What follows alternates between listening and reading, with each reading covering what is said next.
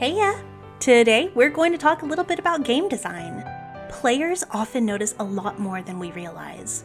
A player can spot something seemingly small or inconsequential and immediately begin forming assumptions about your world. Let's take a neon sign for example. In the real world, the first neon sign for commercial advertising appeared at a Paris barbershop in 1912. So when a player sees a neon sign in a game environment, it carries context. It's not going to read as a medieval fantasy. It's going to feel modern. Now, imagine there are multiple neon signs all stacked up, glowing in different colors. Suddenly, a player might start thinking cyberpunk. Or what if the neon sign is next to an old vehicle? Then maybe the player will infer early 20th century. Even in totally made-up fantasy worlds, that association will be present in players' minds. And this is part of environmental storytelling. Environmental storytelling is when players are given information about the game's world or inhabitants through, well, the environment. The spaces they explore, the objects they encounter, and the subtle details scattered throughout the game. This isn't about reading a book full of lore or listening to dialogue exposition. It's about observation and inference. And for indie developers, environmental storytelling is often forgotten. Because, well, you're just one person, or maybe a small team if you're lucky. And you're already busy juggling graphics, story, dialogue, mechanics, gameplay loop, fun factors, so many things. So these smaller scale details are some of the first to get cut for time by small developers. That said, environmental storytelling should not fall to the wayside, because it's actually one of the easiest ways to embed more world building into your players' heads. It doesn't require writing a whole paragraph of dialogue or doing anything special really. All you need to do is start reprogramming the way that your brain plans out your environments. Now, what do I mean by that? When you start designing areas with environmental storytelling in mind, it kind of changes the way you see things. You stop thinking about levels as just spaces to fill. Stop asking what goes where, and start asking, what does this say? Like, an abandoned house with a meal still on the table implies that the house's inhabitants left quickly, maybe even against their will. Overgrown vines on a ruin could mean that the place is abandoned and nature is reclaiming it. A row of identical houses with mismatched repairs might tell us about a community that's poor but proud, patching things up however they can. These tiny choices are what build your world. And the best part is that you don't need a huge team or high-end graphics to do it. You just need intention. Let me talk for a minute about how I do it in my own game. Because I'm making a retro-inspired RPG, my game's locations are pretty much just dungeon town, dungeon town, dungeon town perpetually.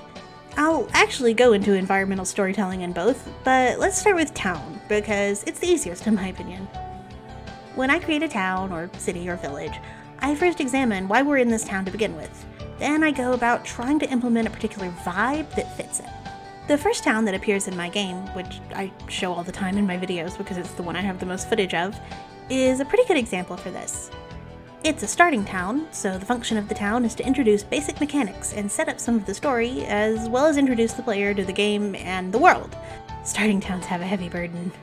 My main character has an affinity with snow, so I knew I wanted to make it a snowy and cold place. And a lot of the story revolves around a particular goddess, so I knew it needed a church. But a big church in a snowy location is cold and even a little depressing in my opinion. The first town is really a promise that you make to the player about what can be expected in the game, and my game is not just a cold and depressing game. Like, yeah, there's anime angst, but overall it's a game about forgiveness and redemption. It's supposed to invoke a warm feeling. So for the village itself, I went with more cabin-y architecture, and also decided to decorate for fantasy Christmas. But let's get even more into the nitty-gritty. There are other things we can extrapolate here. The inn is pretty large for such a small town, so we can assume the town sees travelers. There's snow-covered farming equipment and even some small garden plots, as well as a large barn, so we can assume they grow their own food here, as opposed to importing it all like you'd see in a larger city. Also, the trees that surround the town imply that we could be kind of isolated out here, which is further confirmed when you look over this cliff and realize we're pretty high up a mountain. And you can be even more obvious with this. Like, in another video on my channel, I made a fishing village. I kept in my mind that these people depend on fish as their main source of food and likely source of income, so every NPC gets a fishing net in their house. All of them. Everyone gets a net. The thing is, buildings and objects inside of them carry stories. When a player enters a room, every shelf, table, and trinket ideally should suggest something about the inhabitants of the room. If you're making NPC houses, treat each house as if it belongs to a person. What's that NPC's job or personality? A farmer's kitchen might have a pantry full of vegetables that they've canned. A scholar's study might be full of scrolls and dusty quills. A doctor's office, you see herbs, bandages, and medicine jars. Basically, think of every item you place as having a role in storytelling. I said towns were easier, and I think that's because they have more rules. You need NPCs, shops, things that are functional for gameplay. Dungeons are pretty open, to be honest.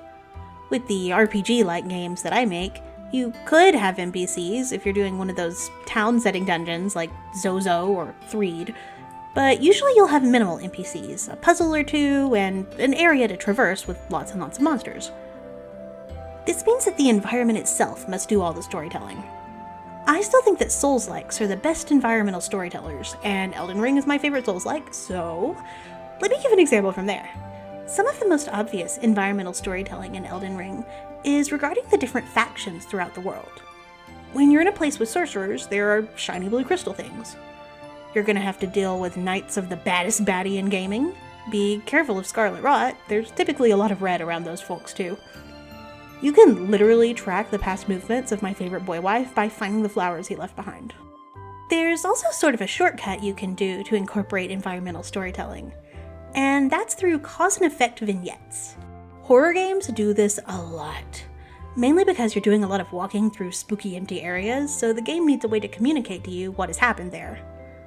So picture this, you've been wandering around a town full of horrifying monsters, and you go inside a house. In this house, there is one of those monsters, but it's immobile and lying on a bed. The house is owned by a doctor. Was he observing or treating this monster? Maybe something a little less wholesome? You find yourself questioning what the heck is going on in here. In short, don't be afraid to let your props tell a mini story.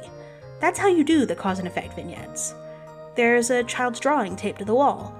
The cause is that there was at one point a child here, or someone who loved the child was here. A pet's empty dish on the floor, a pair of broken wine glasses on the table, an overturned chair. These can all imply events. Ooh, a final tip is to never underestimate the mood created by atmosphere. Lighting and color, bright daylight versus spooky moonlight can completely change how a scene reads. Some practical pointers are to use lights to set tone. Warm golden light streaming through windows feels safe, and cold blue torchlight feels ominous. A lone shaft of light highlighting one object can be more effective and dramatic than flooding the whole room with light. But don't forget non-visual atmosphere either. Sound and weather are a part of the environment too. Cawing crows, dripping water, distant bells, hushed whispers. These all add context and help your player understand your world. And if you don't remember anything else from this video, try to remember this. Think about an area's purpose. Every location has one. Reflect that purpose in your layout, architecture, props, and other effects. And start planning this from the very beginning of designing an area. Don't just add it on as an afterthought. By thoughtfully arranging your game's environments, you're making your world building so much more understandable to your players. And it's just one of the easiest ways to add depth to your game world. Next time you're designing a level, will you try implementing any of these tips? Let me know in the comments what you thought about this video. Do you agree? Disagree? Think this whole thing is a load of hogwash? That's fine, I would not dare to say that I'm an expert by any means. Oh, by the way, what do you think of the anime girl that represents my soul? I made her like a paper doll so I can change her clothes and hairstyles depending on my mood. As you can see, this week is a pajama mood. So, if you don't know, I have an email in the description of the video where you can send me questions or just contact me for whatever. I don't care.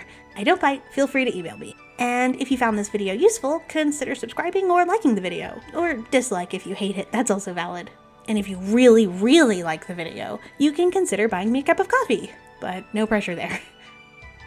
And thank you for hanging out with me. Okay, I'm gonna stop talking now. Bye! Thank you for watching the video, yay!